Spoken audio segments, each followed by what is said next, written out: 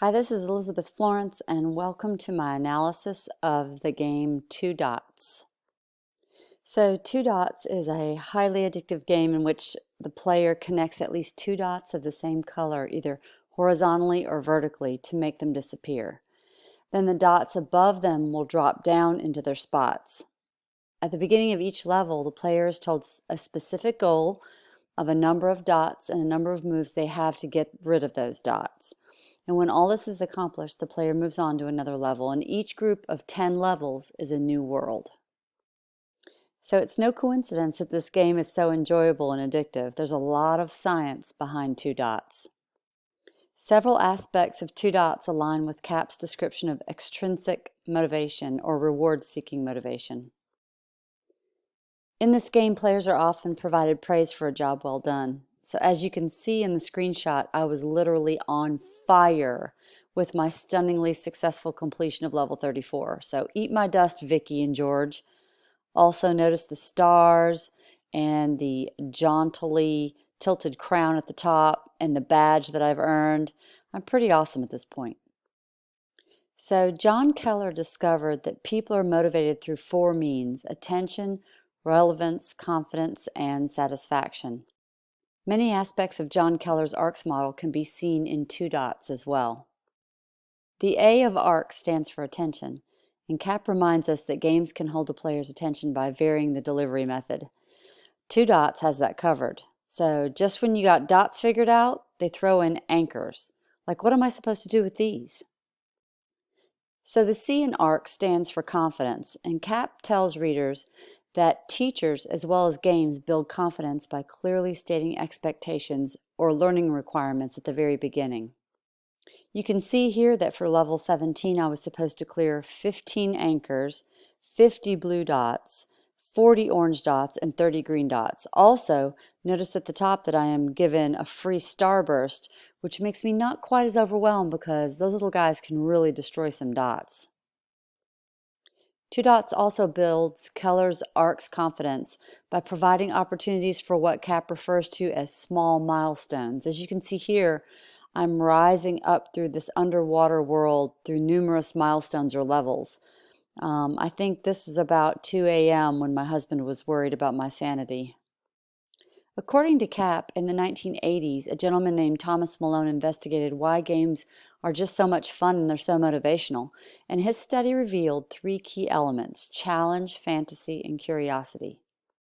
The challenge aspect of Malone's theory can be seen in Two Dots.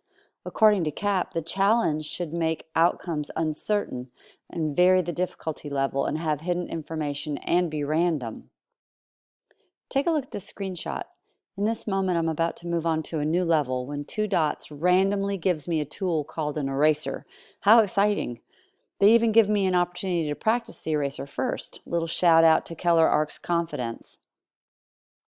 According to CAP, the challenge aspect of Malone's theory tells us that games should also provide feedback to empower and to enhance self-esteem. Look at this screenshot. Who wouldn't feel empowered?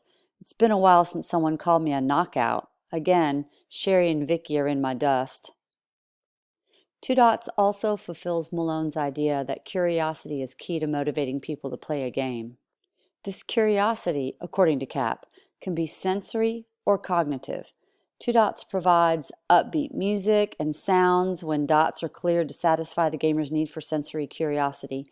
Also, cognitive curiosity is aroused by making believe that my knowledge is incomplete. For example, just when I think I understand the patterns in which the dots are going to fall, the game will throw in these strange little things like triangles, which I later realized cause the dots to shift at an angle rather than straight down. Malone's cognitive curiosity also lies within the game's ability to hide little surprises within the environment. For example, an occasional power-up like the one shown here. According to CAP, Lepper is focused on promoting intrinsic motivation in order to avoid relying on extrinsic techniques. Lepper focuses on four elements of motivation in gaming: control, challenge, curiosity, and contextualization.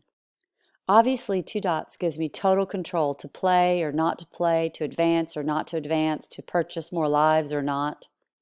Lepper asserts that to motivate a player, a game must also continually challenge and provide timely feedback. As you can see by this screenshot, Two Dots inundates the player with so much immediate feedback that some of it is even hard to process. I really still don't know what these stamps are or what they earn me. And by the way, George, Sherry, and Vicky all kicked my rear end on this level, and I wasn't really happy about it. According to Cap, Lepper and Malone finally got together and combined their ideas into the taxonomy of intrinsic motivation, which they then divided, much like this delicious looking cupcake, into two distinct parts, internal and interpersonal motivation. Food also motivates me, hence the cupcake picture. Internal motivation can be seen in Two Dots through the constant challenges and feedback I discussed before. Interpersonal motivation can be seen in this constant competition with other players. Hello, my ever-present nemesis, Vicky, who is mercifully cut off in the screenshot, and the ever-present praise and recognition for mastery. After level 19, I'm informed that I'm in fact stunning. DC and Ryan's self-determination macro theory of motivation, which is broken down into three characteristics, autonomy, competence, and relatedness, can also be seen in Two Dots. Players feel autonomy when playing Two Dots because we can turn it on and off at any time, but we also feel competence each time we acquire a new skill or we're able to move on to a new level. Finally, by projecting the scores of my Facebook friends on the leaderboard, I also feel a sense of relatedness to them, like we're all in this together and having fun together, even if it's not simultaneously. Notice the results from level 17. Vicky once again takes gold while I must settle for silver. Lev Vygotsky introduces the idea of the zone of proximal development, which asserts that there's a minimal space between what a child can do alone and what he or she can do with the assistance of an adult. From this, the idea of scaffolding, or moving from an easier level to a more and more difficult level, is created. One can certainly see scaffolding in Two Dots as the levels become more and more difficult. Here is level 1 compared to level 29. So what is being taught through Two Dots? What is its function beyond enjoyment?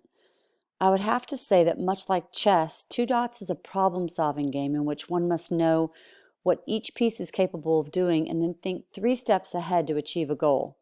There's no real fantasy except that one moves through worlds as they conquer levels, but in the end it's really just another logic problem to be solved and wrapped in a package of fantasy. Anderson and Crothwell assigned verbs to each of the categories in Bloom's revised taxonomy. Many of these verbs accurately describe what occurs when one plays Two Dots.